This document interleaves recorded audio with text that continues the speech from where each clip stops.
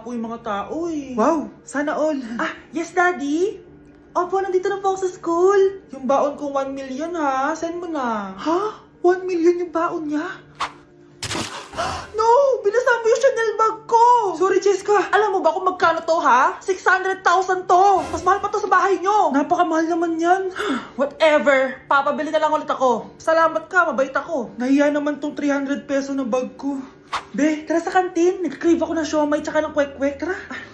Pwede bang sa Wolfgang na lang tayo mag-lunch? Hindi kasi ako sanay sa mumurahing pagkain. Be, anong kala mo sa akin? Anak ng CEO? Ano ba yan? Hindi ba kayo binibigyan ng allowance ng daddy nyo? Ako na nga lang. Hindi ka naman ganyan dati. Okay, class. Si Cheska na ang bago nating treasurer. Ma'am, wag si Cheska. Kukurakutin niya lang yung class funds natin. Parang tatay niya. Flood control, ayaw. Gastos, gusto. Kaya mayaman si Cheska kasi korap ang pamilya niya. Ang laki ng tax na binabayaran ko. Sa Disney Princess pala natin napupunta lahat. Habang kami, binabaha na dito. Ikaw pa helicopter lang. Wow, napaka-lavish mo naman. Tsaka, pairam muna ako nito Chanel bag mo ha. May ambag din ako dito, no? Hindi kami titigil hanggat walang nakukulong. Deserve niyong magdusa. Anak, sana maharap lang natin yung nawawala mong kakambal. May kakambal ako, Nay. Oo, anak. Pasensya ka na kung di ko agad nasabi sa'yo. Okay lang yun, Nay. Salamat, anak. Nay, pupunta pala dito yung jowa ko. Talaga? Sige, maghahanda ako. Few moments later. Nay, nandito na po yung jowa ko. Hello po, tita. May dala po ako para sa inyo. Wow naman, salamat. Wow naman, ang bait mo sa nanay ko. Parang nanay ko na din kasi yan. Oo nga eh. May sasabihin pala ako. Nanay ko talaga yan. Ha? Hindi ka ba nagtataka bakit magkamukha tayo? Sana maharap natin yung nawawala mong kakambal.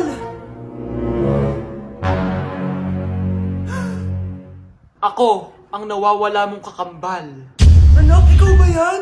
Oo, Nay! Ako ang nawawala mong anak! Pero, jowa kita! Jowa mo pa din ako, pre. Anak, kumakalat na pala yung mga zombie! Talaga, Nay? Oo, anak! Mag-ingat ka! Opo, Nay! Tatawagan ko pa yung boyfriend ko! Ba't naging zombie ka, babe? Ayoko na mabuhay! Kagatin mo na lang ako, babe! Dito! Sino ka? Walang hiya ka, babe! Sabi mo ako lang kakainin mo! Maria, ano nangyayari sa'yo? Alam kong marami akong utang pero huwag mo akong kakagatin! A few moments later. Nay, anong gagawin natin?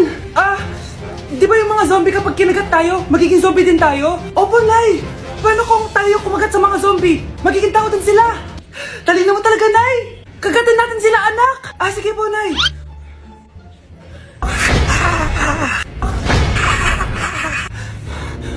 Mare, tao ka na ulit? Pinagsasabi mo, bayaran mo utang mo sa akin! Babe, walang hiya ka! Maloloko! Ha? Bakit, babe? Huwag ka na magsalita! Break na tayo!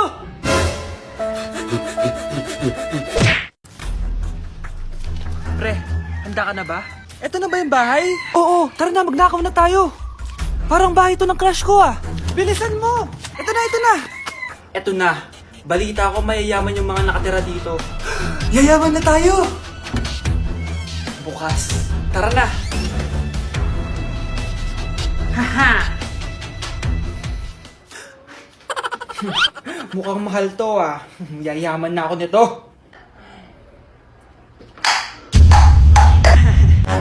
Anong ginagawa mo? Ano yun? Hala, may tao! Nay, nandiyan ka na ba? Anong ginagawa mo dito, Vince? Sino yan?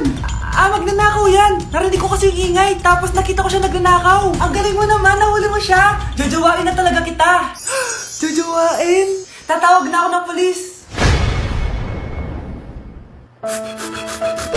Hay, nagugutom ako. Anong pwedeng kainin dito? Ayun, may tinapay. Yes. Wait lang, may palaman ba dito? Ba't wala? Nasaan ba yung palaman na yun? Nay! Yes, anak? Nasaan po yung margarine na binili nyo? Yung margarine? Nandyan lang yan sa lamesa. Eto ba? Ba't ganito to? Ba't naiba yung pangalan? Ay, buksan ko na nga. Lo, ba't ganun? Ba't medyo basa?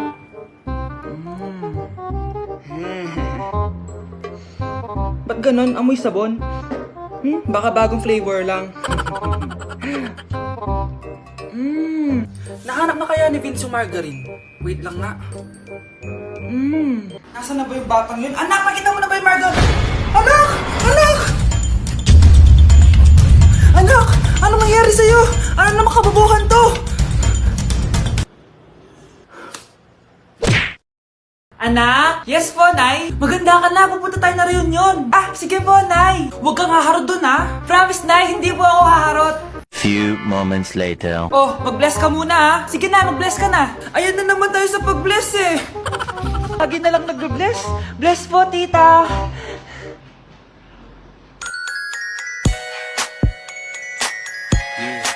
Ang ganda niya. Hello miss, ang ganda mo naman. Parang Shirato. Pwede ko ba makuha number mo? Sure, eto. Ang bait mo naman, pwede ba kitang jowain? Sige, tayo na. May girlfriend na ako! Papakilala kita kay mama. Nay, may girlfriend na po ako. Talaga anak? Eto po siya, Nay.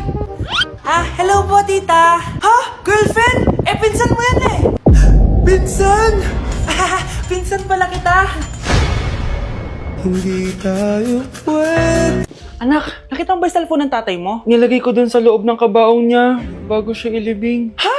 Ba't mo naman ginawa yun, anak? May mga importante laman dun. Baka sakaling buhay pa siya para matawagan niya ako. Ay, Diyos ko talaga tong batang to.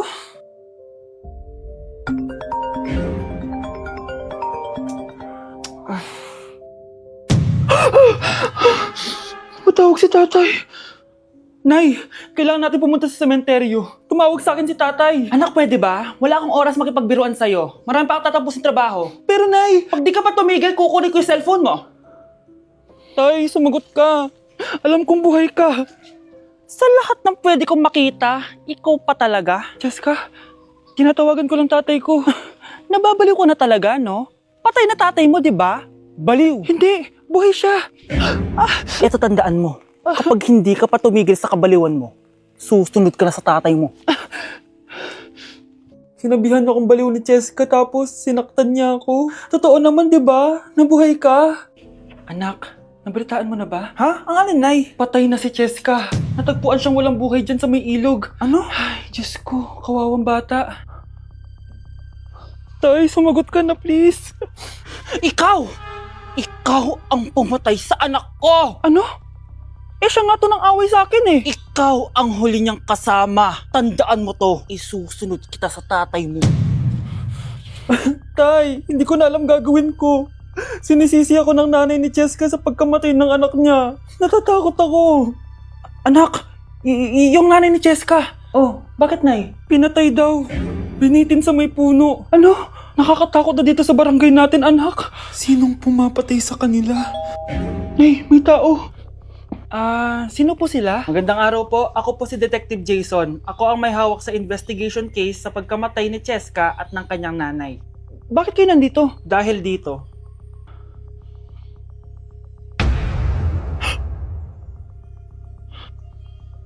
Nay, ikaw pumatay sa kanila? Oo, anak.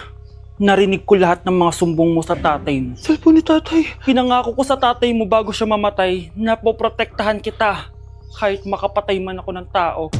Sumama ka sa akin, ma'am, para ma-interview ka namin. Tandaan mo to, anak. Kahit nasa kulungan ako, poprotektahan kita. Tumawag ka lang. Kakagising ko nga lang pala mga mare. Charot lang, kanina pa ako gising. Habang tumatae nga pala ako mga mare, bigla ako may naisip ng pagkakakitaan. Kaya naman nagpahatid na ako mga mare sa malapit na grocery sa amin. Bagong-bago nga pala itong naisip ko mga mare at wala pa nakakagawa nito. Bumili na nga ako ng mga kakailanganin ko mga mare para hindi tayo maubusan ng stocks mamaya. Pagka uwi ko nga, inumpisan ko na agad magluto mga mare. Para naman marami tayong kitain ngayong araw. Wala talagang lugi dito sa small business na naisip ko. Dahil sa isang pack na to, 200 200 orders na ang magagawa ko dito mga mare. Kakaiba talaga tong fries ko mga mare. Dahil sinigang powder ang nilagay ko dito mga mare. Ito nga pala yung 70 pesos mga mare. Sobrang sulit na talaga.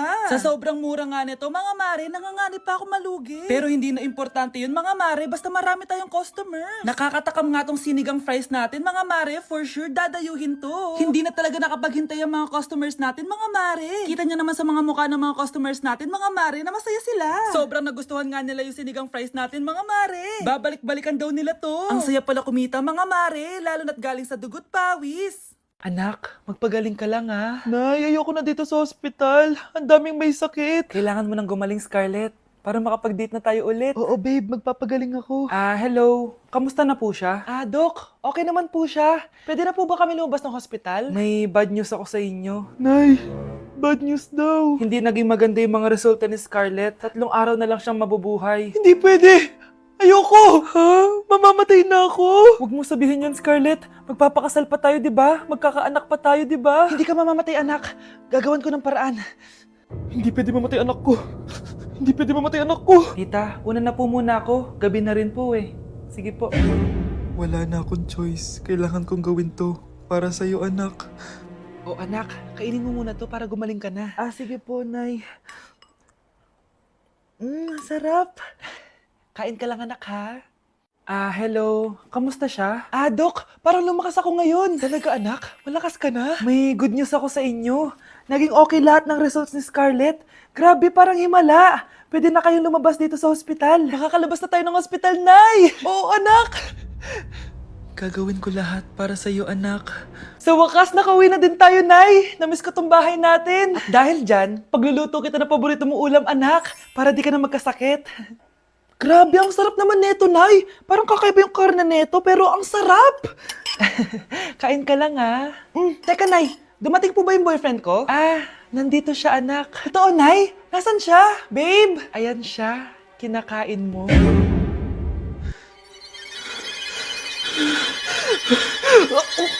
Hello po, ma'am. Ang ganda naman po ng bahay niyo. Sino yan, Nay? Hello po. Anak, ito nga pala si Bebang. Bagong katulong natin dito. Siguraduhin mo lang na magaling ka, ha? Dahil ayoko sa lahat, yung tatanga-tanga. Opo, ma'am. Ayusin ko po yung trabaho ko. Sige na, mag-umpisa ka na maglinis. Sige po. Di ko talaga gusto yung bago namin katulong dito. Nakakainis yung mukha niya. Ano yun? Ano ba yan? Unang araw pa lang dito, may nabasag ka na agad? Sorry po, ma'am. Tatanga-tanga kasi maglinis? Di mo ba alam na 1,000 pesos ang isa niyan? Linisin mo na yan! At wala ka sweldo na 3 araw, ha? Dahil wala ka naman pambayad niyan. Ganito nyo pala tinrato ang nanay ko. Humanda kayo. Bebang! Gawin mo nga ako ng kape. Ma'am, eto na po yung kape nyo. Ano ba yan? Bakit malamig na to? Gusto mo tapo ko to sa mukha mo, ha? Sorry po, ma'am. Gawin mo ako ulit ng bago. Baka na pang magawa ko sa'yo. Sige po, gagawa na lang po ako ulit ng bago. Pakatanga. Ma'am, eto na po yung mainit nyo pong kape. Sa susunod, huwag kang tatanga-tanga kung ayaw mo mawala ng trabaho. Bebang! Kuhaan mo nga ako ng tubig dito. Eto po, ma'am, yung tubig nyo. Doon ka na nga. Hindi ko makita pagmumukha mo. Sakit ng tiyan ko!